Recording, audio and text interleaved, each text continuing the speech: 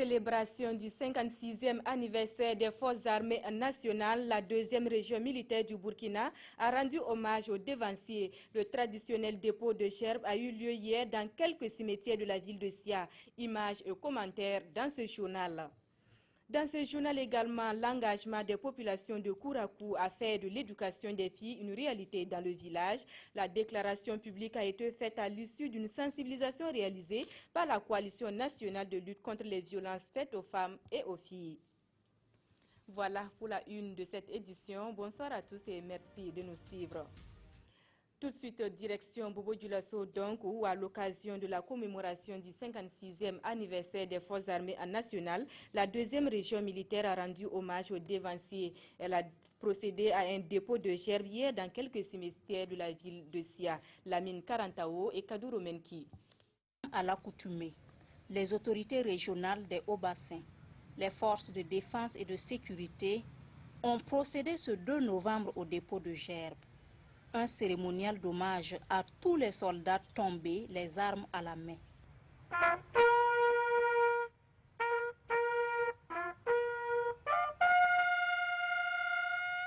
Et il y a un grand guerrier qui a dit que le devoir du soldat est lourd comme une montagne, mais sa mort est légère comme une plume. Le dépôt des gerbes, c'est un devoir de mémoire, dans un premier temps, pour nous rappeler ceux qui sont tombés au champ d'honneur, mais également faire appel à ceux qui sont tombés et qui se sont relevés. 3 sites ont été concernés par ce rituel. La tombe du soldat inconnu, ou période 1914-1918, la période de l'Afrique occidentale française et le cimetière militaire de Bobo Dioulasso. Restons à Bobo Dioulasso où il était également question dans la journée d'hier de gestion durable des terres. Il s'agissait pour les participants à un atelier d'examiner les résultats d'une étude commanditée sur la question. Des précisions avec Hassan Bourabou et Ali Traoré. Le Burkina Faso est confronté à une dégradation continue de ses sols. Pour faire face à ce problème, un projet a été initié par l'IAS et le GRAF. Ces deux structures entreprennent des actions depuis un certain temps pour améliorer les sols. Et mieux, une étude est effectuée à cet effet. Sur le terrain, il y a beaucoup de choses qui sont faites, mais malheureusement, le gros problème, c'est la pérennisation des acquis et des résultats. Alors, il y a que, depuis les années 90 déjà, le gouvernement et les différents projets ont fait l'effort de transférer au niveau des producteurs beaucoup de technologies de gestion durable des terres. Mais malheureusement, pendant la durée de vie des projets, le taux d'adoption est très appréciable. Il y en a même qui ont des taux d'adoption qui frôlent les 100%. Mais quelques années après la fin des projets, les résultats sont médiocres. Il y a beaucoup de problèmes liés à la bonne gestion durable des terres, mais c'est aussi lié à des facteurs du mode d'accès. Par exemple, c'est difficile pour certains groupes et certaines personnes d'accéder au foncier. Et aussi, c'est beaucoup lié au climat. Les résultats de cette étude font donc l'objet de cet atelier de Bobo Dioulasso. Durant 48 heures, les participants vont partager leur expérience en matière de gestion durable des terres. La problématique du sol, de la terre, est fondamentale quand on parle de la productivité et de la sécurité alimentaire. Alors, donc vous avez du point de vue agronomique, mais aussi du point de vue tenue. Voilà, c'est-à-dire la tenue, c'est-à-dire la gestion, donc la dynamique de gestion de conflits, somme toute qui agissent sur la production. Au terme de cet atelier, les participants espèrent aboutir à des conclusions qui vont permettre de mieux gérer les sols. Rendons-nous à présent à Kourakou, dans la commune rurale de Seitenga, où la Coalition nationale de lutte contre les violences faites aux femmes et aux filles sensibilise sur la question. À l'issue de la séance, la population s'est engagée à travers une déclaration publique à œuvrer pour l'inscription massive des filles à l'école. Amas Sissé et ses 12 ans. Devant les autorités de la commune de Seitenga, le chef du village de Kourakou déclare publiquement mettre fin aux violences faites aux femmes et aux filles. Il s'engage à œuvrer pour l'inscription et le maintien des filles à l'école. Comme on a fait une rencontre, même hier nuit, notre quartier, on a mobilisé des parents d'élèves avec Les enfants, on a gazé cette année-là. Tous les enfants qui allaient, les filles et les garçons, nous on va accueillir dans notre école. On s'est rendu compte qu'il y a un régressement au niveau de l'inscription des filles à l'école primaire. Et monsieur le directeur vient de le dire tout à l'heure que sur 25 enfants au niveau du CM, il n'y a pas aucune fille n'est inscrite. Ça veut dire que c'est un vrai recul au niveau de Kourakou. L'action est à mettre à l'actif de la coalition nationale de lutte contre les violences faites aux femmes et aux filles. La coalition espère que cet engagement pris par la population de Kourakou sera respecté.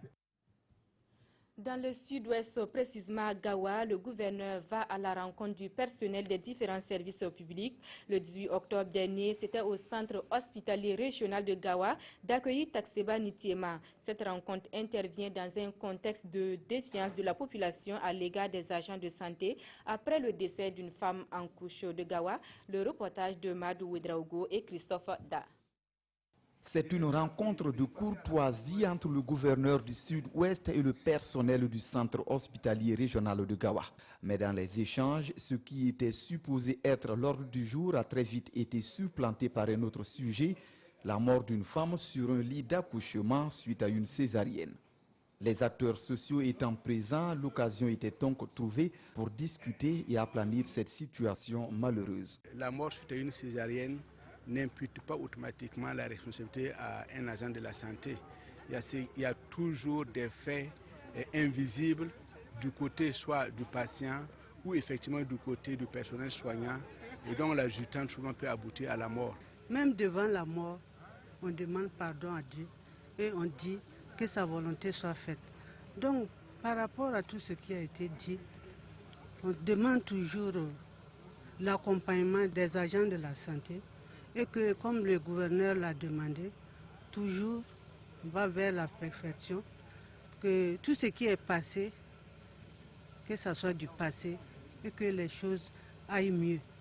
Les cœurs se sont apaisés, les agents de santé ont même été encouragés pour leurs efforts. Ils ont aussi été invités à améliorer l'offre sanitaire et à s'ouvrir un peu plus à la population. Pendant ce temps, 24 agents itinérants de santé et d'hygiène communautaire viennent de rejoindre le marché de l'emploi. Formés à l'ESA, l'école de formation en sciences de la santé de Bobo-Dioulasso, ils ont prêté serment ce 29 octobre. C'était au cours d'une cérémonie qui marquait également l'inauguration officielle de l'établissement. Hassan Gourabou et Moussa Sanon. C'est la première promotion des agents itinérants de santé et d'hygiène communautaire de l'ESA, l'école de formation en sciences de la santé de Bobo-Dioulasso. Baptisée santé de la population, notre priorité, cette promotion qui prête serment ici se veut reconnaissante. Vraiment, je suis très heureuse. Je vais profiter de saluer mon mari qui m'a payé la scolarité. Et puis saluer aussi les professeurs qui m'ont beaucoup soutenu. Quand on sort d'une école de formation, la meilleure façon de vendre l'école, c'est de montrer qu'on est compétent. Il faut que dans leurs exercices de fonction, qu'elles montrent que ce pourquoi elles ont été destinées, qu'elles le fassent en fait avec conscience, amour, avec servialité. Cette première promotion de l'ESA compte 24 agents. Sa sortie marque également l'inauguration de l'établissement. Si vous remarquez, lors des concours de la fonction publique, les dépôts de dossiers, vous voyez le nombre d'élèves qui postulent à ces concours-là. Sur la fonction publique ne peut pas former tous les Burkinabés. Donc le promoteur a eu l'idée géniale de créer cette école pour permettre aux volets en particulier de pouvoir se former en santé. L'ESA, l'école de formation en sciences de la santé de Bobo-Dioulasso, a ouvert ses portes en 2014. Outre les agents itinérants de santé, elles forment des sages-femmes, des maïticiens, des infirmiers ou encore des garçons et filles de salle. Marie Stop International à 40 ans. L'anniversaire a été célébré au Burkina Faso comme dans les 42 autres pays du monde où l'ONG britannique est présente. Une occasion pour la représentation nationale de jeter un regard rétrospectif sur les actions au Burkina. Et quoi de mieux que les bénéficiaires pour en parler? Yacouba Gamene et Yolande Lompo. Comme tous les jours de la semaine sauf le dimanche, Malika Maïga est à l'écoute des jeunes, des femmes et des parents qui le souhaitent pour mieux les guider dans le domaine de la santé reproductive. Ce centre d'appel gratuit est l'une des nombreuses réalisations de Marie Stop International, une ONG britannique qui commémore en ce jour son 40e anniversaire. Ces 40 années de vie de l'organisation représentent environ 120 millions de femmes touchées à travers les interventions de l'organisation. Au Burkina, ici, déjà, à travers les 660 000 femmes que nous avons pu toucher, nos interventions ont pu faire économiser au système environ 2 milliards de francs CFA. Implantée au Burkina depuis 2009, elle compte à ce jour 3 cliniques à Ouagadougou, Bobo-Dioulasso et à Koudougou. Et grâce à ces actions dans 10 régions, les couples ont désormais le pouvoir de prendre le contrôle de leur avenir en ayant des enfants par choix et non par surprise. Nous entendons couvrir en réalité les 13 régions à travers justement les stratégies qui sont adaptées, à travers les canaux de prestation qui sont adaptés à ces zones d'intervention. Ça, c'est le premier axe. Le second axe, c'est les jeunes. Si nous arrivons en réalité à toucher les jeunes en conseil et en service, nous allons faire économiser au système plus que nous le faisons les années à venir. Outre les séances de sensibilisation et les journées portes ouvertes, il est prévu du 16 au 22 novembre 2016 une semaine nationale de la gratuité au sein de ces cliniques au Burkina Faso. Voilà pour le tour d'horizon de l'actualité dans nos régions. Merci à vous qui nous avez suivis. L'info revient à 20h avec Husseini Kindou. Bonsoir et à demain.